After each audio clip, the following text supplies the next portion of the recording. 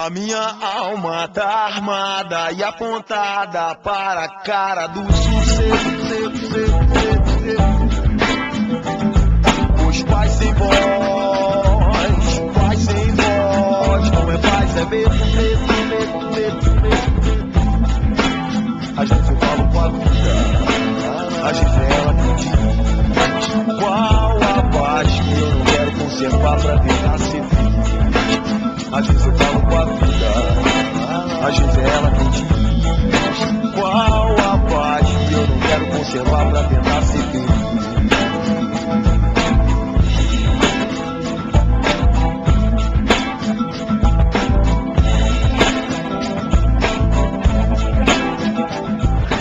Eu sou formada na PUC, sou filha da PUC, fui orientadora na graduação e nada, sempre você com o grupo, né? A gente conversa sobre isso.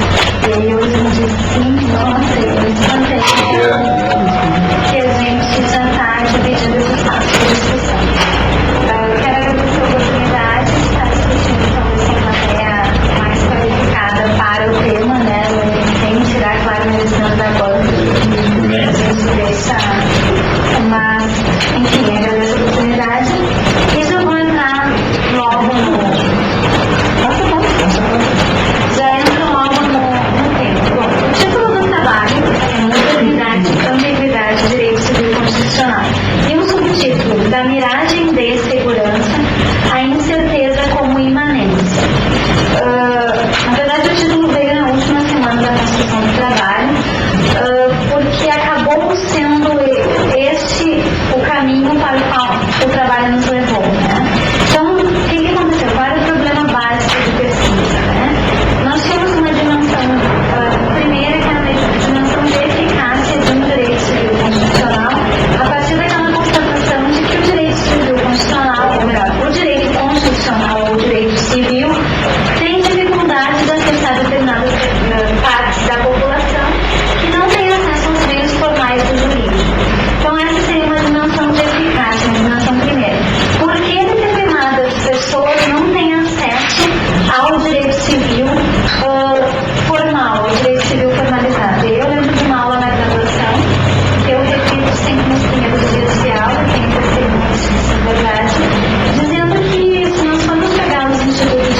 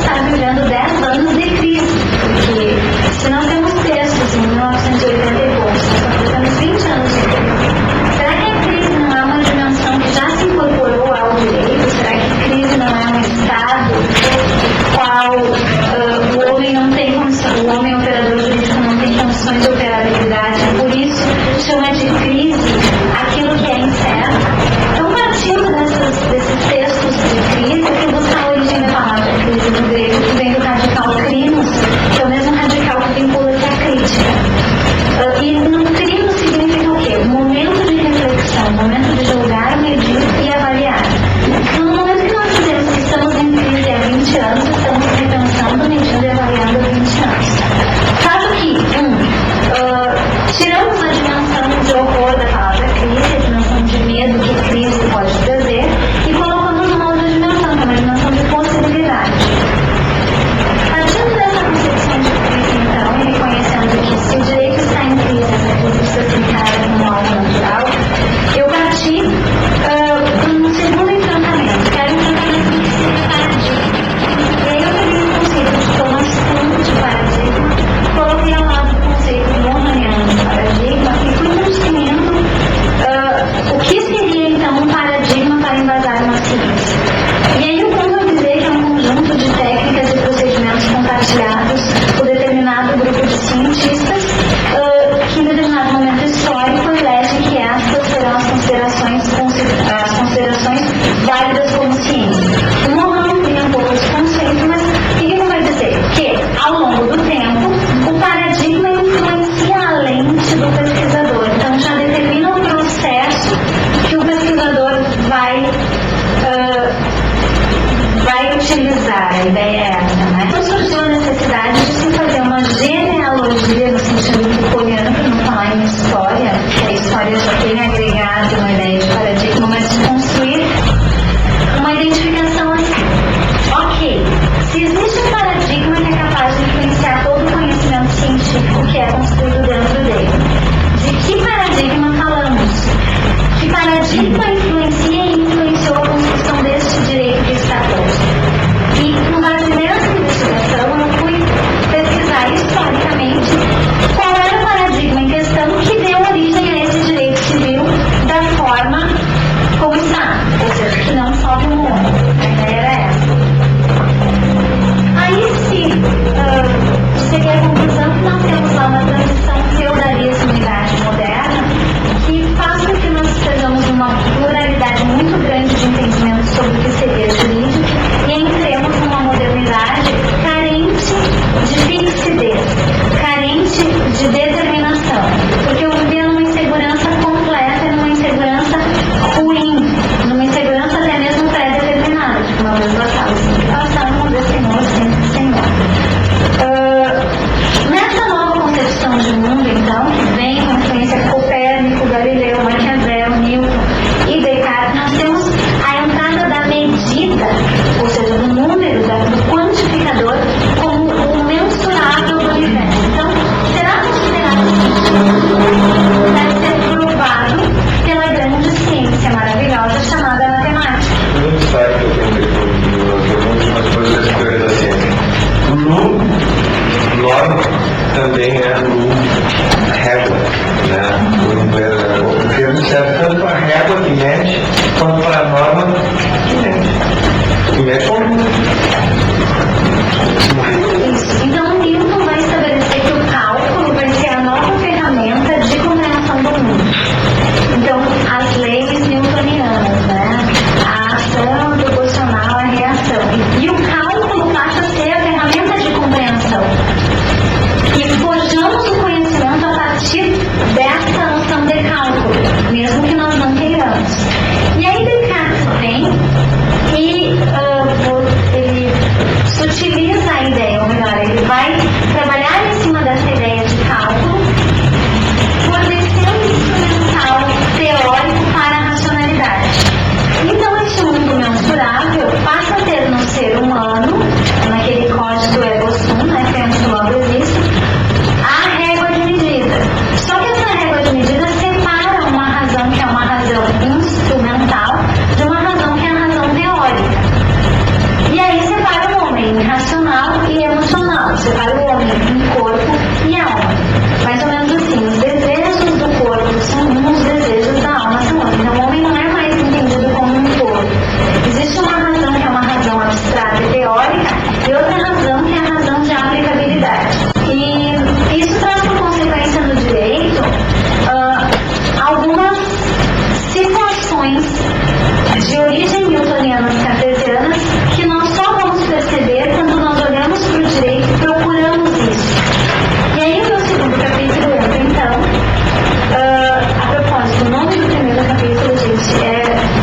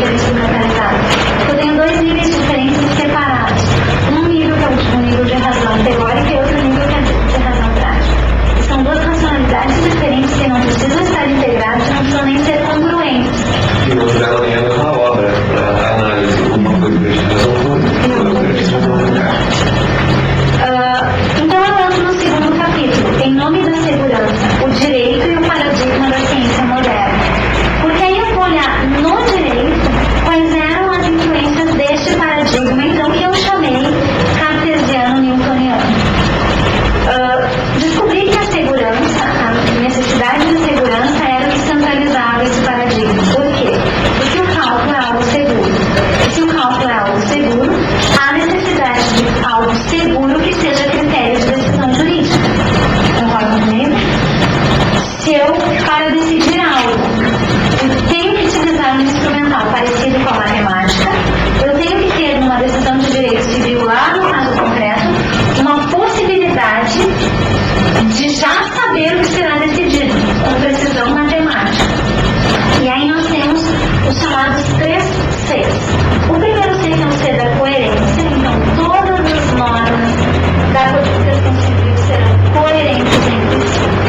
O segundo é o C da completude, ou seja, o direito civil é completo, tudo que está na codificação é o direito, e não há direito fora da codificação.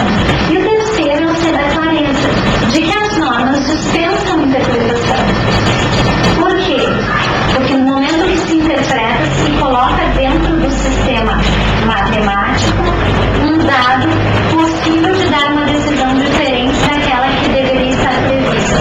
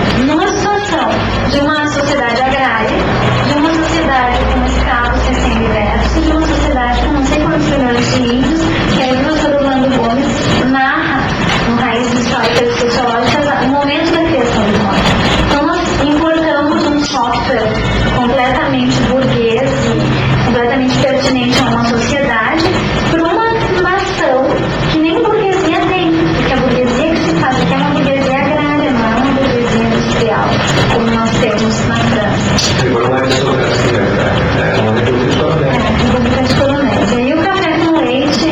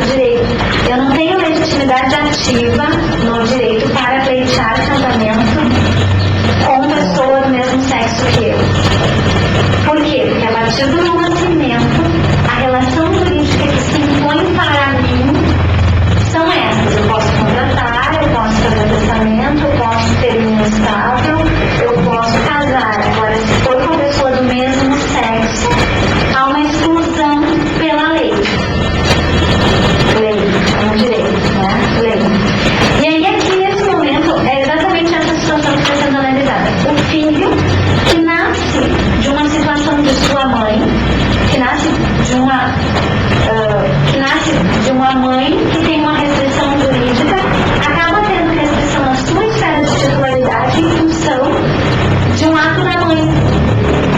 A criança que nasce não tem nada a ver com isso, mas pelo fato de ter nascido de uma mulher que continua casada, tem restrição na sua esfera de titularidade, por isso não podendo investigar a paternidade contra o pai, que verdadeiramente é o pai, em função de um ato da mãe. E aí, pasmem, senhores, que em 1933, o seguinte voto de um dos ministros, ministro Eduardo Spindler: se pelo desquite cessa o dever de coabitação, cessa igualmente o da fidelidade, e, sendo assim, desaparece a causa que resulta a filiação adulterina. O melhor exame da controvérsia faz-nos propender para a segunda tese, tomando em consideração as tendências do direito moderno e o princípio da humanização do direito. Dou provimento ao recurso para reformar a decisão. O Spindler foi voto vencido. Então ele queria reconhecer como filho natural. Então, em 33, as tendências de humanização do direito.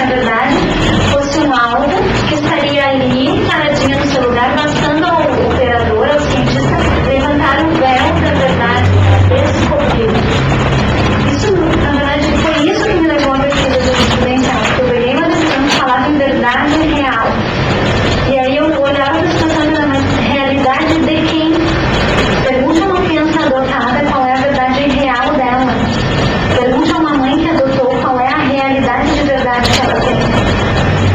E me surpreendi que em 2006, né, de 2003 a 2006, o nosso tribunal esteja privilegiando a técnica em detrimento do afeto. E só posso constatar que o privilégio da técnica em detrimento de uma verdade afetiva seja influência de uma racionalidade cartesiana. Porque onde se prepondera a técnica como algo seguro? No decreto. Por quê? Porque a ciência do método é essencial. Qual é o método para descobrir paternidade? Não é o estudo socioafetivo e sociológico da situação. Não, é o DNA. E então isso foi a comprovação, na verdade. E até hoje nós continuamos operando com categorias cartesianas, com categorias de um paradigma que está ultrapassado. E daí a grande dificuldade dos tribunais em reconhecer que o afeto tem relevância jurídica suficiente, inclusive para ir em detrimento da técnica. Não significa impor afeto. Não significa reconhecer juridicidade daquele afeto que já existe. Ou que inexiste, também preciso fazer a leitura que ele não existiu. E aí, eu entro num capítulo destinado, na verdade, a ver, tá, e ok, já constatamos que o direito brasileiro sofreu as influências, mas daí, para onde vamos? O que vamos fazer? E quais são as possibilidades dessa situação, né? E aí eu fui pesquisar aqueles autores chamados pós-modernos, hipermodernos, da modernidade reflexiva. Independente do nome que cada autor vai atribuir ao momento presente, todos eles constatam a existência de uma sociedade diferente, de uma sociedade, de uma economia, de uma cultura, de uma política diferente de um momento anterior. E diante dessa constatação, está provado que o espaço-tempo de hoje é diferente do espaço-tempo passado.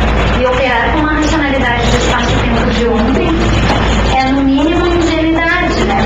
Para não dizer que possa servir a determinados interesses, utilizados. E aí vou examinar então o direito civil constitucional e as possibilidades novo-paradigmáticas. Isso de acordo com algumas hipóteses, né? Eu preciso eleger um paradigma para substituir o paradigma antigo, ou posso conviver com vários paradigmas? Na realidade, para que eu tenha uma verdadeira mudança paradigmática, eu tenho que superar a ideia de metodologia calcada no raciocínio cartesiano e colocar no lugar dela alguma outra, necessariamente. Não sei. Mas que ciência necessita do método, isso não sabemos. Mas qual método será esse? Será um método que seja capaz de considerar a idiosincrasia? Será um método que seja capaz de enquadrar na sua metodologia a incerteza, talvez? Aí eu trago o Popper, porque eu queria alguém de dentro do paradigma cartesiano que criticasse o próprio paradigma cartesiano. E a professora Clarice sentiu a falta do Vico, mas o Vico já está no momento posterior. E o Popper vai falar praticamente ao mesmo tempo que Descartes. Ele vai falar um pouquinho depois. E o Popper vai dizer que a teoria científica só é teoria científica, só é ciência, enquanto puder ser executada. Lembre-se, Popper é uma interlocução da escola de Viena. Mas não é a escola de Viena. Quando eu falei Popper é a escola de Viena. Ele está fora, tá? E o Wittgenstein é chamado sempre da escola de Viena, mas a partir de observações ele se retira daquela observação. Isso é importante. Aí eu trago o professor Zires, para discutir as teorias da verdade, mais embasadas na ideia de verdade real. E o Zires vai dizer que existem no mínimo 3 teorias sobre a verdade, e aí diz todas as ramificações do que é verdade, é consenso, verdade é um dado objetivo. E trabalha em cima da verdade, dizendo que é impossível identificarmos um conceito único do que seja verdade.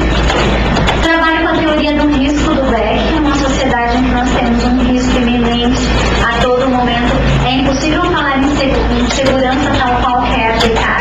É impossível que o DNA forneça a segurança necessária numa sociedade de risco, porque numa sociedade de risco uma mulher pode ter uma relação sexual com alguém, guardar as distâncias, fazer uma inseminação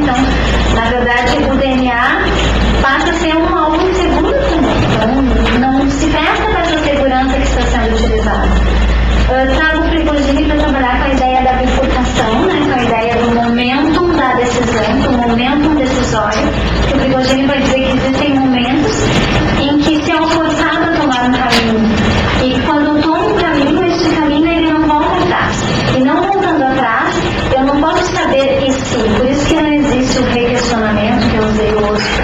Por isso que não existe recasamento, requestionamento, ou possibilidade de rever determinada situação. Por isso tem comissão no osso. Por isso eu não uso osso. Por causa dessas categorias que o osso fala. Porque aí o Prigogine vai trabalhar com a flecha do tempo. E com a flecha do tempo, o Prigogine vai dizer que eu não posso voltar atrás em determinada situação. Aí a reparação de dano fica melhor compreendida. Porque aí não há uma expectativa de reparar aquele dano que aquela pessoa sofreu naquele momento. Porque isso é impossível. Não vai haver dinheiro no mundo que possa fazer isso. Nós temos que reparar a situação do presente. Porque a situação do presente, de certa forma, já inclui aquele passado vivido. Enfim, eu não cheguei a aprofundar isso porque eu fui doutorado. Trago também a seguinte situação de que o direito é uma construção cultural e se dá em cima da linguagem. E aí o exemplo que eu trouxe até que uma arriscada, né? E eu acho muito isso quando a gente fala nisso por causa da voz do túmulo, né? A voz do túmulo gosta de falar em culturalismo, né? É mais um migué. O nosso paradigma está no outro marco. Se eles são estruturalistas, na verdade nós somos pós-funcionalistas e transestruturalistas. Como assim? Pós-funcionalistas que a gente conhece a condição utilitarista do approach funcionalista, por exemplo, da tópica. Uma mera tópica pela tópica. Eu faço o que eu quiser. Banco versus cliente. Pegamos pega o Código de Defesa do Consumidor, princípio da volta é objetivo, princípio da vulnerabilidade do consumidor, e sem pegar mais nada, ele edifica uma razão pseudo-concreta para aquela estruturação. Isso é utilitarismo. De outro lado, pacta sunt servanda, Código Civil, e o banco faz a mesma coisa, né? E claro, tem outro viés. E alguém no núcleo de fundo falando em verdade real. Vocês viram aqui. Ou seja, isso é delírio. Isto é delírio. Alguém está delirando, né? De algum lado do balcão. Então, por isso, não se adotar uma visão meramente funcionalista, pelo utilitarismo. E, de outro lado, um estruturalismo fechado remete para toda aquela noção do edifício da ciência, né? Charcot, Wittgenstein, Frege, enfim, né? Todos os estruturalistas, e a gente, na verdade, não é pós, porque a gente opera com estruturalismo, mas é transestruturalista, na medida que reconhece cada estrutura como aberta, a partir da teoria dos sistemas e da teoria da complexidade como autônomas interconexas, né? Por isso trans. É outro paradigma, é outro chão. E aí, para provar que o direito é uma construção linguística, na verdade, é uma construção cultural, não culturalista, a partir do momento da construção de cultura, sem a separação natureza e cultura, mas natural e cultural, né? Eu trouxe um cara chamado Michael Newton, que é o cara da linguagem, e ele vai trabalhar com os casos dos meninos selvagens. E o livro dele, ele trata várias situações de crianças selvagens, ou seja, crianças que foram criadas em meio selvagem. E, portanto, uma pessoa mais Michael do que Newton. E, na verdade, ele traz os exemplos das meninas. Amala e Kamala, e de Ita também na França, que são o Ita, por exemplo. O Ita foi capaz de apropriar-se de algumas noções como cachorrinho, assim, instintivas. Então, vamos passear, se falavam vamos passear, o Ita ia lá e pegava a roupa nova, no caso do monte, ele tinha que trocar. Mas é incapaz de fazer racionamentos linguísticos de abstração. O que significa dizer que o Ita, que foi achado uma flor francesa, ele não teve as capacidades de logos, ou seja, de racionalidade desenvolvidas. Corte. Como assim racionalidade de abstração linguística? O edifício linguístico é o edifício da metáfora, né? Toda palavra se constrói a partir da metáfora. Então, o sentido de abstração que a Simone está explicando aqui é esse sentido metafórico. Por exemplo, flecha do tempo. A remessa metafórica da flecha. Por quê? Porque nós nunca imaginamos o arqueiro soltar a flecha se voltar contra ele, porque ela é unidirecional, ela se move para um determinado lugar. Portanto, a metáfora da flecha é edificante ao discurso, na medida que ela faz visualizar, não deterministicamente, mas a intensa da palavra. Né? Portanto, a semasiologia do intérprete funcionante. Que é um recorte do observador. Nada além disso. Então, esse salto da abstração linguística que a professora Simone está colocando aqui é justamente essa condição metafórica da palavra. Né? Quando nós perdemos a palavra, a língua morreu. É o momento que a língua morre. Na verdade, assim, esse menino que foi encontrado numa floresta, ele não tinha pré-compreensões suficientes para forjar a linguagem, para estruturar a linguagem. Então, nesse sentido, que se a linguagem é uma construção cultural, mais ainda o direito, que tem como métrica ou matemática a linguagem. Né? E na realidade, pela impossibilidade deste menino em apropriar-se de conteúdos linguísticos, se verifica que o direito varia de cultura para cultura.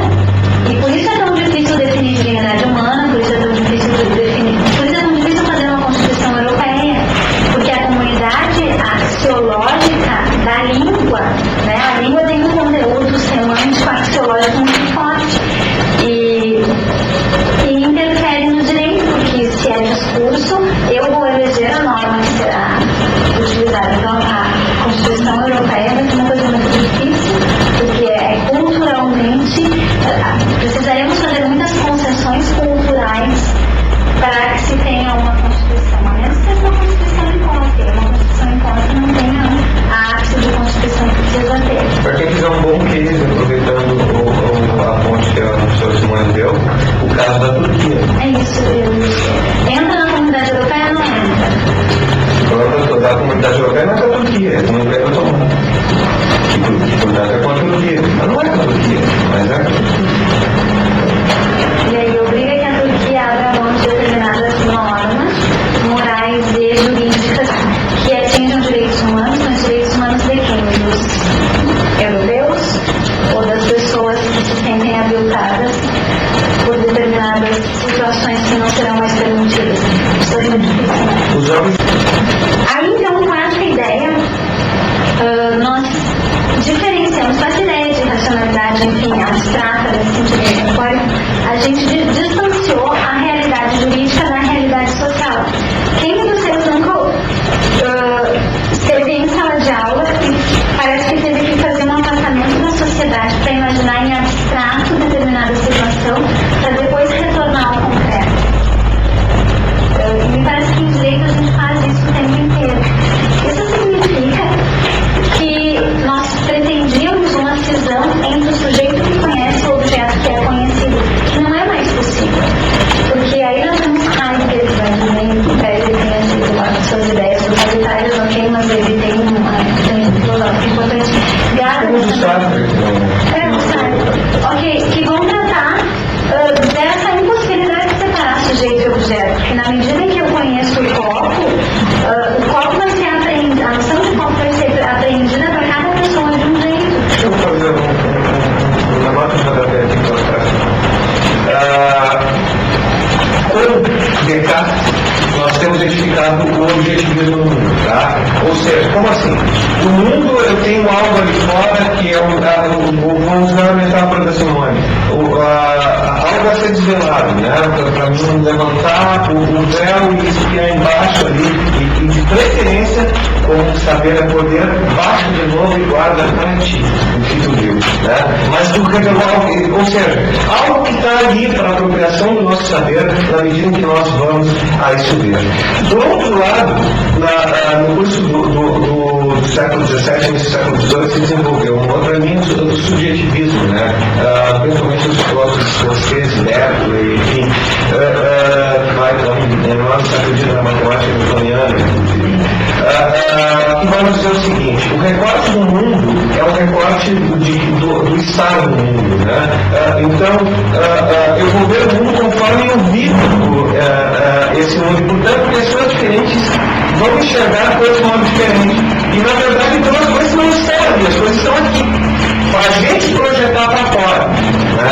Então, na verdade, ou seja, se a verdade do Descartes estava fora do sujeito, para os subjetivistas, como der, a verdade é dentro do sujeito.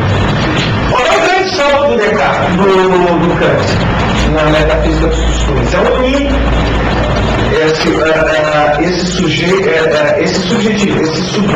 essa subjetividade do olhar com a objetividade de algo externo a esse olhar, que se encontram e formam algo que vai ser descrito pelo Kant como um fenômeno. O fenômeno é um encontro, então, desses elementos que, na construção mútua da subjetividade e da objetividade, vão edificar um olhar. O grande salto para você chegar no que a Simone está falando, que vai pegar da Gadamer, Heidegger, sabe? É Rússia. Rússia, Edmund, não é Rússia, que a gente usa muito também, né? Principalmente na denotação, outra denotação pré-wittgensteiniana é Rússia, mas aqui eu estou falando de Rússia, com a fenomenologia. Ele faz o seguinte: bom, mas não é tão somente, Kant falha quando coloca esse ponto da subjetividade com a objetividade. Por quê? Porque essa subjetividade e essa objetividade indicam uma coisa que ainda é distinta para mim e para o outro, à luz do modo como eu me aproximo dessa coisa. Portanto, diante do fenômeno há uma intencionalidade, né, que constrói essa condição do que eu vejo. E o que os existencialistas, então, Sartre, Heidegger, vamos dizer? Então, na verdade, o homem é um projeto. Eu sempre edifico algo que eu proponho a partir do fenômeno, dessa fenomenologia. Aí eu passo, então, para uma série propositiva arriscada, né? Aí eu venho dizendo que, se eu quiser ter um direito civil mais independente, primeiro eu preciso separar essa dicotomia rígida entre o sujeito e o objeto, e também me afastar de uma integração entre sujeito e objeto, de modo que objetifique o sujeito ou que subjetive o objeto. Preciso entendê-los enquanto coisas distintas, mas compreender o fenômeno e a intencionalidade do olhar. Então, o observador ganha relevância. A gente tem um exemplo de Einstein, se não me engano, que era o gato preto, né, dentro da caixa.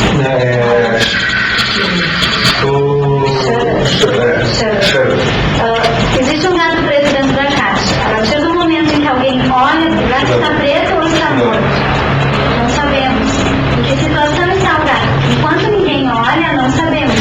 Mas no momento em que alguém se debruça a olhar o gato, já interferimos no processo. Já podemos contribuir para a sua vida, sua morte, ou para que o gato tenha alguma atitude inesperada e diferente do que teria se estivesse ali sozinho. O gato é função de onda, o colapso da função de onda dada pelo observador. Você não está pegando agora pelo olhar da onda aquilo que eu expliquei no olhar da partícula. O fato social existiu independente do olhar do operador jurídico. O advogado vai pegar do fato social aquilo que interessa para a sua tese. O advogado da parte contrária vai pegar daquele fato social que interessa para a sua tese. E existirá uma terceira via que vai ser uma verdade processual, que não será o que aconteceu no caso, e será diferente das duas teses pontuadas pelos dois. Então, na realidade, toda vez que nós estamos pelo fato social, nós estamos selecionando coisas que nos importam. Transestruturalmente falando, cada recorte desses importa em colapso da função de onda, cada recorte desses importa em reconstrução das condições iniciais, para fazer o salto lá, que vão reedificar toda a condição do sistema, cada momento. Mas a função da onda Define onde está a partícula, depende. E o que é onda e o que é partícula. Na verdade, tudo é corda. A onda vai acontecer independente da minha observação, só que cada vez que eu vou observar, vai alterar. Daí é partícula. Quando eu observar, não é mais onda. Daí é partícula. Mas aquela mesma função vai ser observada pela uma parte, pela outra parte, pelo juiz. Só que cada vez que se observa, não é função da folha. eu fiz um colapso. Se eu observei, eu dei um colapso na função de onda. Tá? Por exemplo, vamos o básico aqui, a experiência das duas fendas, né? Eu disparo uma metralhadora por uma fenda. Eu sei que atrás desse buraco, todos os tiros que tem aqui vieram dessa fenda. Tá? Agora eu tenho duas formas. Eu posso calcular cada tiro que tem aqui por qual fenda que ele passou. Muito bem. Se eu tenho onda, tá? Agora, onda não é partícula, então, uma fenda, tá? Eu só boto aqui dentro d'água e eu provoco uma onda, daí tem a onda. Ela bateu aqui, o que acontece? Aqui ela morre e aqui passa pelo buraco, aqui gerou outra, tá? E tudo que bater aqui no disparo veio desse buraco, tá? Função de onda. Eu boto dois buracos. O que acontece? Fiz a onda. Bateu aqui. Quando bateu aqui, morre essa onda, sai duas, uma de cada buraco, tá? E cada uma se amplia. Acontece que aqui elas se batem. No pé da função de onda, tá? No recorte da baixa frequência, esses pontos são nulos, né? Uma onda mata a outra, né? Mas em compensação, no recorte mais alto, elas se amplificam. Uma amplifica a outra. Bom, vai chegar um ponto que eu não sei. Aqui de trás, de qual buraco que veio o movimento? Bom, vamos voltar na partida. Daí, se passou a observar a partida. Por quê? Porque, por incrível que pareça, se descobriu com Einstein, foi isso que deu o nome do Einstein, que passou a se chamar foto. A onda, a luz é ao mesmo tempo onda e partida. Então eu começo a projetar aqui por dentro um raio de luz. Eu boto a luz para poder enxergar por dentro da partida. E eu olho o raio de luz, tá? Chega lá. Muito bem. Agora, se eu botar dois, fantástico, e eu projetar uma partícula, o que vai acontecer aqui? Quando a partícula chegar aqui? Tem uma partícula só. Em tese, eu vou dizer, ou ela vai passar por um buraco ou por outro, né? Sabe o que os físicos descobriram? Que a partícula vira duas, passa pelos dois, aqui ela vira uma e chega lá. Existe partícula. Tem coexistir. Pensamento assim. E aí, então, constatando a mudança, já constatamos que a mudança aconteceu. Existem somente três possibilidades. Na verdade, existem mais, mas eu elenquei três. Ou eu posso continuar reproduzindo as coisas do jeito que estão, fazendo de conta que nada aconteceu. Ou eu posso dizer que sim, houve mudança, mas eu não quero aplicar, o que é o que a maioria das pessoas faz, a maioria dos operadores do direito, e agora eu estou completamente responsável pela pesquisa da maioria, mas o que é o que se vê por aí em algumas situações, que é, não, realmente mudou, o direito está constitucionalizado, agora eu tenho, mas na hora da efetiva aplicação eu não dou a aplicabilidade. Ou então eu posso dizer, sim, houve a mudança e eu tenho que ter consequências. E aí me parece que é o mais difícil de fazer. É arcar com as consequências de uma mudança. Porque dizer que a mudança ocorreu sem ter as consequências, ou seja, continuar falando em verdade real, é fácil, porque aí eu digo, não, realmente temos que atentar, e algumas decisões dizem isso, né? Temos que privilegiar a criança, né? Portanto, verdade real. E aí eu propus algumas situações. Primeiro, o abandono da falsa dicotomia entre teoria e prática, porque se eu tenho, na verdade, um direito, eu preciso estar conexo à teoria, tem que servir para uma prática. Ou então, abandone-se a teoria. O direito não serve para nada, serve para endossar biblioteca de quem não lê. Papel de rascunho. Reconhecer que a indeterminação é uma característica do sistema jurídico, então, ao invés de buscar a segurança cartesiana, reconhecer que é indeterminado, reconhecer que determinada condição inicial não determina o processo final, não determina a trajetória, de que é uma trajetória indeterminada, mas previsível pelo sistema. Sair da segurança de um paradigma de incerteza enquanto imanente, mas não assustadoramente, agora tudo é incerto, como se fosse acabar o mundo. Não, você Como se incerteza fosse incerteza. Exato, reconhecer a incerteza enquanto parte do processo, porque nada é tão incerto quanto a vida da gente, né? Mas se vocês tinham absoluta certeza de que chegariam aqui, eu não sabia, poderia ter uma ataque cardíaco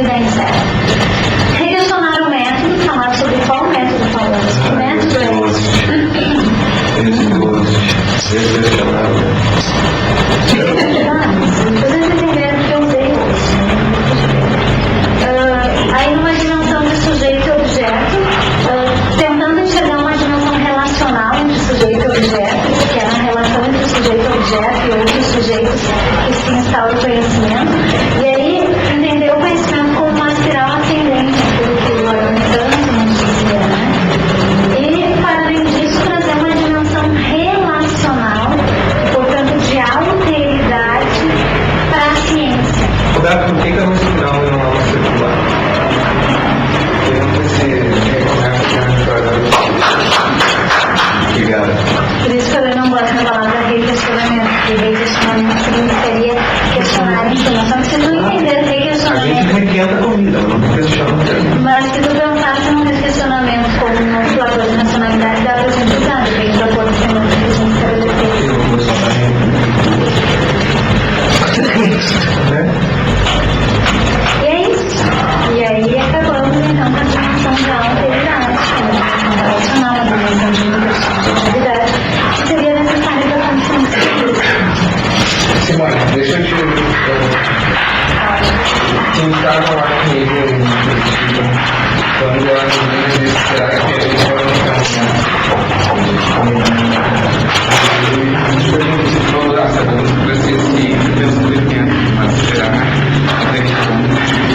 Eu tenho dificuldade de método fiscal.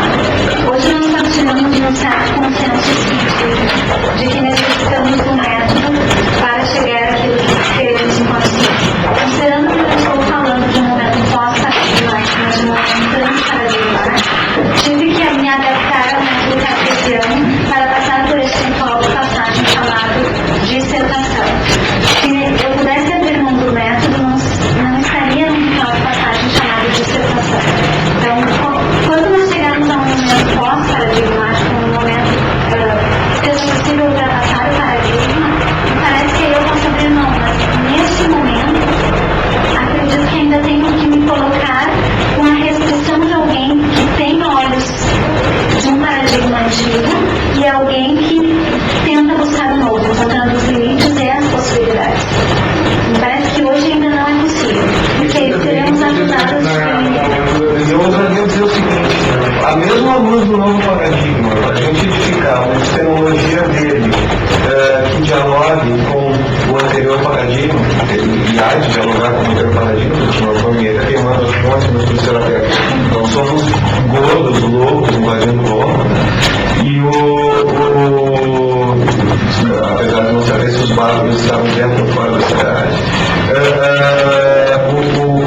é importante a gente edificar o seguinte, para que essa ponte seja possível, eu tenho que fazer um diálogo entre os paradigmas. Daí o momento transparadigmático é um momento muito importante e é um momento que tem que se reconhecer como presente no momento não paradigmático e no momento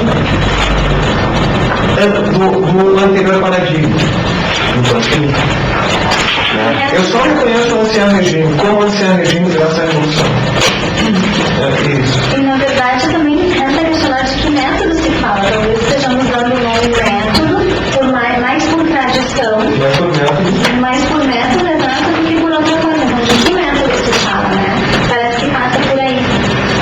A intersubjetividade é uma fonte muito grande nesse sentido, que consegue fazer a gente se apropriar de um ferramental teórico disponível e verificar esse ferramental a partir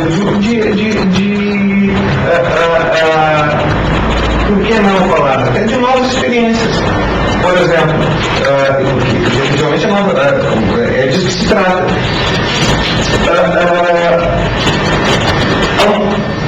O brasileiro no começo do século XX, a presunção paternidade não era mentira, um avanço em determinadas situações.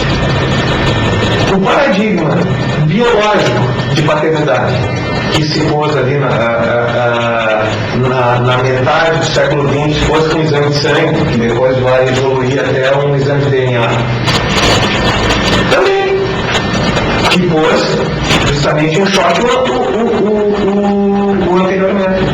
E o último dele, o socioafetivo, o último, diria assim, o mais recente deles, que é o da socioafetividade, idem. Um exclui o outro, porque também os nossos condicionantes sociais não excluem os anteriores condicionantes sociais. Isso é fantástico. E a gente, eu acho que o mais fantástico é a gente conseguir colocar isso numa dimensão manutenção de operação que é feita na vida, né? E a grande palavrinha para tudo isso é uma palavra que o Brasil ensina para o mundo inteiro: tolerância.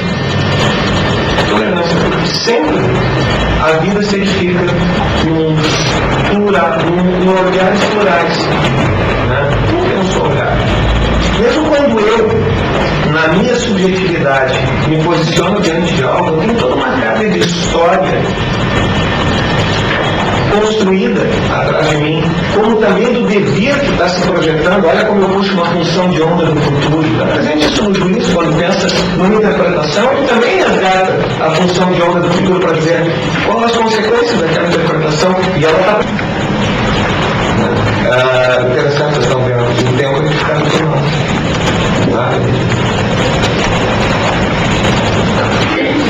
Coloco a disposição para questionamentos. Assim. Na verdade, a gente faz uma redução de complexidade de tudo isso, mas, enfim, era isso que eu tinha de apresentar e gostaria de discutir, saber. A minha alma tá armada e apontada para a cara do sucesso. Os pais sem voz, não é paz, é medo. Às vezes eu falo com a vida, às vezes é ela que diz qual a paz que eu não quero conservar pra tentar ser feliz. Às vezes eu falo com a vida, às vezes é ela que diz qual a paz que eu não quero conservar pra tentar ser feliz.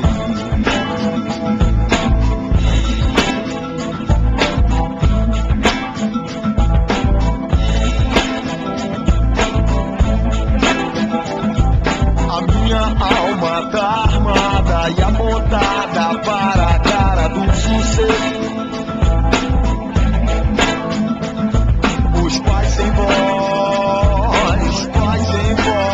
não é paz, é medo.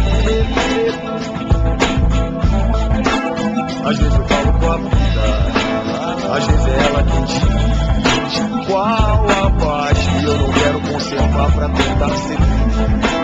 Às vezes eu falo com a vida, às vezes é ela quem diz qual a paz que eu não quero conservar pra tentar ser feliz.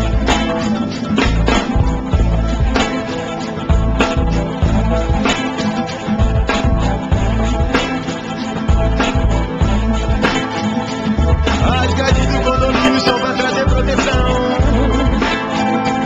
mas também trazem a dúvida se é você que tá nessa prisão. Me abrace e me dê um beijo, faça um filho comigo, mas não me deixe sentar na poltrona no dia de domingo. Procurando novas drogas de aluguel nesse vídeo coagido. É pela paz que eu não quero seguir admitido.